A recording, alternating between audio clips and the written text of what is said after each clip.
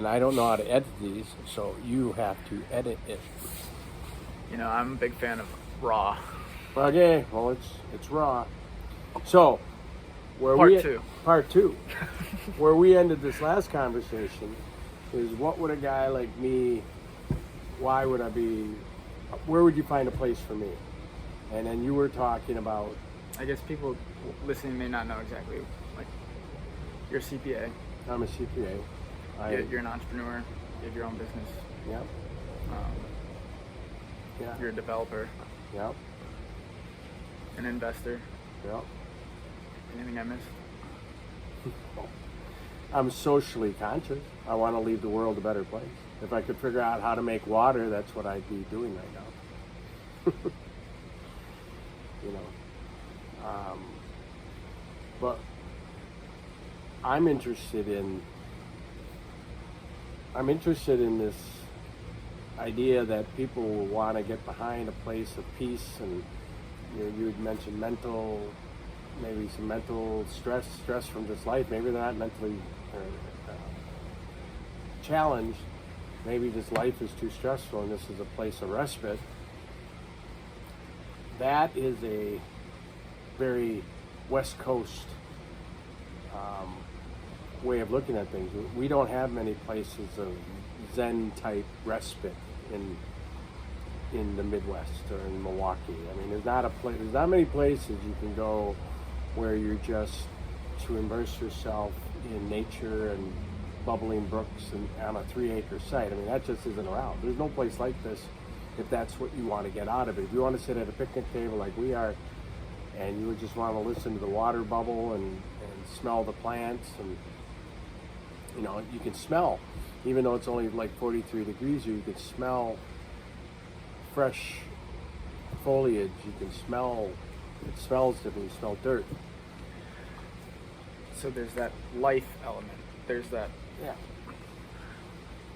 I mean, what you touched on is there's not a lot of urban areas that have a lot of natural life.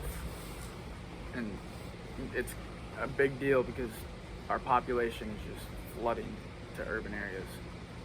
And there's that, I mean, we've evolved, whether you believe in evolution or not, we've evolved from nature. And so like there's a part of us that needs that connection to like animals, dirt, and like being active, walking around. Like, so when you're sitting at a desk all day, 9 to 5, looking at a computer screen in a 70-degree, it's intentional. It's what makes people productive, but I think it's driving people a little crazy. They're literally like becoming robots and like. Well, urban areas are challenged. So I don't remember when it was. It was in the, and I'm going to get the names wrong, but a very, very, I think it was a Rockefeller or a Fitzgerald, either bought or donated all the land that is now Central Park in New York, because they knew that that city would grow to the point where people wouldn't have any place to go to. It's a great example. Sit at a chair and just listen to a bird chirp. And so Central Park, if you go to New York, you see Central Park as respite in the middle of this craziest city, the biggest city in the United States. Real estate's too valuable. So we had 3 acres. The vast majority of people who look at 3 acres anywhere say, put a value on it for bricks and mortar. Like, right. What can we build there? How many can, mixed use housing, and how can we house people? And so it's an interesting conversation, because in the beginning of this last conversation we talked about how's it going. All the people coming in the front door that originally had some input on this place have said, well, let's develop it, and myself included, let's develop it and throw in some housing. Well, why? Because housing is what gets banks excited. Right. Housing, or the ability to get some kind of set known revenues, help finance the rest. So when we're talking about tip of the tail, housing could have been the tail wagging the dog. Housing could have been what got your vision paid for. Well, so now housing is not completely off the table. I mean, there's actually a role for some kind of housing. Like, what do they call that? Zoom, or not Zoom? Wolf Wolfing. Woofing. Yeah. So I have opinions on this, and if anyone's watching this that is huge growing power fans, I'm sure some of them are going, Yeah. "Fuck you," a little bit like that, like housing, like how dare you develop the farm? Yeah. But I think if you do go that way, so I've had this thought recently. You got wild areas back Yeah. in the day, Yeah. thousands of years ago. You had Yeah. wild. Yeah. Then humans started hunting and gathering, and then farming came along, and there's that rural element. And now in 2021, there's clearly urban areas. I think we're about to go into this fourth phase of evolution where there's like this hybrid of all three of these, where it's literally going to be these wild, rural, urban spaces that are like, it kind of comes full circle. It just back to nature, food production. Who's going to give up the land? and- Who's going to give up the land? So the only way that happens is if somebody's willing to buy up a bunch of vacant lots and allow it to be that, like they did at Central Park 100 years ago. Right. So I'm saying if you're gonna go that route, fully go that route with the intention of like, because right now I'd say this farm is still holding on to this rural element, which is insane. I mean, it's like one of the last places in Milwaukee that's still rural. Yeah. So it's holding on to that. Yeah. And I think if you start developing it and making it urban, you need to be on the front end of the frontier of the sustainability movement and go to this fourth phase of make it wild, make it hold on to this rural, and make it urban. But like, don't drag your toes on like the evolution of it. Like, go be on the front end of it of like, okay, like this is where humanity's going, but like if we're gonna develop, let's develop it with this sustainable mindset of like, it's got to be this. I put in my, whether the city would let us, and I know the city won't, is I'd love to have you walk out of your townhouse into a goat pen. I mean, I'd like to build 8 townhouses here where you walk out your front door and the path puts you between the goats and the chickens. You're touching on a very, very important problem in the world, the biodiversity of like, how do we coexist with animals? And the only city in the world that I know of that is trying is London. And they're literally designing neighborhoods where it's like they have alleys where there's like wild space where they just have no, like people aren't allowed. And then they have housing, and it's like they have it like sectioned where the animals have their habitat right Are next the to animals in the wild? Yeah, they like have like places that like people just don't go, and then they have, but it's like in London, and they're trying to increase biodiversity. Are the domesticated animals in the wild spot, or are the domesticated animals where the people are living? They're wild animals. They're like birds, rodents, anything. Like Central Park. Yeah, Central Park has coyotes. Yeah, that's similar. I mean, it's got to be. I'm sure none of those animals like the noise of New York, but They adapt. But figuring the biodiversity, I mean, we're losing species at it. I mean, I'm kind of a believer that COVID is like a natural trigger of like, okay, like you're gonna take out nature, nature's gonna take out you, like. But I do like your idea, like having people like to see animals, but I don't think it should be in a zoo setting where they're in cages. Like, I want to take that house and literally make it have the crops go right up to the door of the house. yeah, Like no buffer. So historically, there are very few non-hunter gatherers that lived right up against their food source. So I mean, you go to tribes, you go to everything, they always have a compound. Most of it was for protection. They always put space between themselves and their food source, whether it was some space and then a fence, or some space and then a clear cut. And it was mostly for protection from other tribes, protection from wild animals. to maximize urban development in this biodiversity, I don't think you can give up an inch of ground. I think you have to have everything you're producing go right up to the doorstep of where people are living, so that they're literally the equivalent of stepping out of their tent and into the woods. They step out of their house into the farm. Well, I mean, it's crazy, like, if you go back to your Amazon situation, where everything is just becoming like, there's this online real estate that's happening, where there's this virtual real estate and there's this virtual value, where it's like almost taking away the value of real estate. Like, if you, I just saw something the other day about a guy named Mr. Beast. I don't know, and he is creating these restaurants that is only for takeout. Mm-hmm. There's no people in the, like, it creates less space. There's no seating. It's just for production, and then they ship it.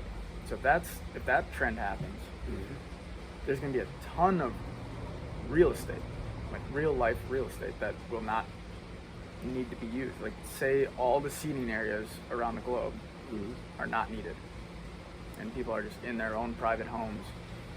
That is creating a huge opportunity for stuff, whatever that stuff is. Maybe it's rural farming, maybe it's wild space, maybe it's different urban developments. But, like, there's this change happening that COVID is kind of triggered, and so it could be right up against people's house. It could be in their house. I think it has to be. I mean, if you put a value, though, so Mr. Allen, who we both know, has shirts that says it all starts with the soil, and he has another shirt that says it's the dirt dummy, and dirt is valuable in an ever-growing population of people. I mean, you look at how they develop. I was just talking yesterday, I was driving somewhere, and I was noticing that there was a building in Hales Corners right up against the road. It's the old roadhouse. It was the original Hale House, and that building had no setback. It was right up against the road. And I was asking literally out loud, why do we have setbacks? Why is there such a push for every development to have a certain setback? And I get the space between houses, I get that. I get the space where you have to get a certain distance, 4 foot, 6 foot setbacks. 2 properties, you got 12 feet. So when you build 2 properties right now, unrelated, without common wall, you have to have, I think it's about 12 feet of accumulated setback, 6 on one property, 6 on the other. So you got 12 feet. And let's say that building's 40 feet long.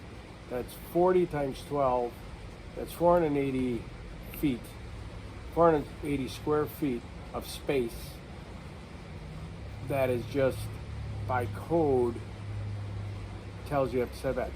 But the front part is what bothers me. I don't understand why I can't put my building 6 feet off the road. So it's 6 feet between buildings, but it's some of these municipalities, you got to give up 20, 30, you got 20, 30, 40 or better setbacks off the road. What a waste of dirt. And what happens with that dirt up there? It becomes lawn, nobody's going to put a garden in their front yard. So I'd rather see a development where the houses are 6 feet off the road, which gives them 14, 15 more feet behind their house to grow. There's definitely room for code to be changed, and I mean, yeah, it seems like there's a lot of space. They waste not space. Yeah. But I mean, you look at some cities and apartments are right on top of each other, and maybe there's some cities that just don't want that. Multifamily housing, there is no set. Multifamily housing, it's single-family residential that they have these I call them vanity codes, where people want their neighborhood to look a certain way. You're going to have a developer who goes to the city and says this development is going to be designed for the space behind the house, not the space in front of the house. It's not going to be for the curb appeal. It's for the utility, where there will be utility in the backyard, where they can grow their own things and they can actually make use of that dirt. The thing is, though, people are not, one, they're not trained how to grow their own food. 2, they're not interested. 3, it's a lot more work than people realize. So,